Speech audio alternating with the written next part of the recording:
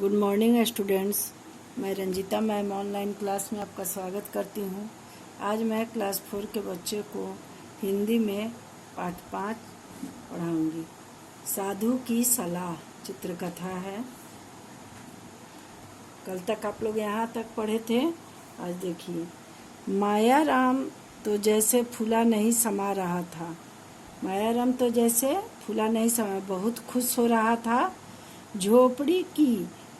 झोपड़ी को बांटेंगे कि बाहर का हिस्सा तुम्हारा और भीतर का मेरा। गाय का आगे का आधा हिस्सा तुम्हारा और पीछे का मेरा। कंबल दिन में तुम्हारा और रात में मेरा। समझ रहे हैं माया राम क्या था? बेईमान था। तब न ऐसा बंटवारा कर रहा था। जैसे आपने कहा वैसा ही होगा भैया। कौन? दयाराम भोला भाला सीधा साधा था, अपने भैया का बात मान गया।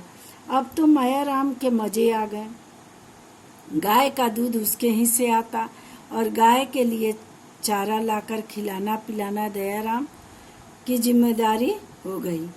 गाय का दूध कौन लेता था? माया राम।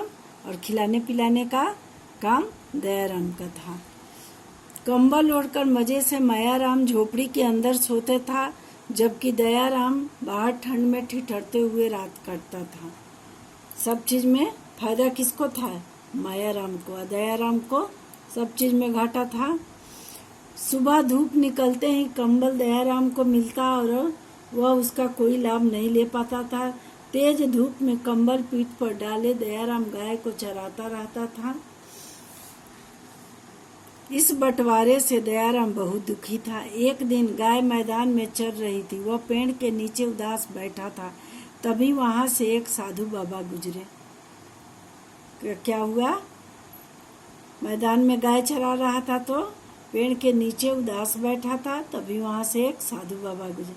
क्या बात है बेटा, ऐसे उदास क्यों बैठे हो? मुझसे कहो। दयाराम विस्तार से पूरी बात साधु बाबा से कह देता है। साधु मुस्कुराए और फिर उन्होंने दयाराम के कान में कुछ कहा। दयाराम भी मुस्कुराए बिना न रह सका। कुछ सलाह दिए साधु, जिसको सुन के दयाराम खुश हो गया। ठीक है बच्चों, आज के लिए इतना ही। फिर अगले क्लास में आगे का ओके।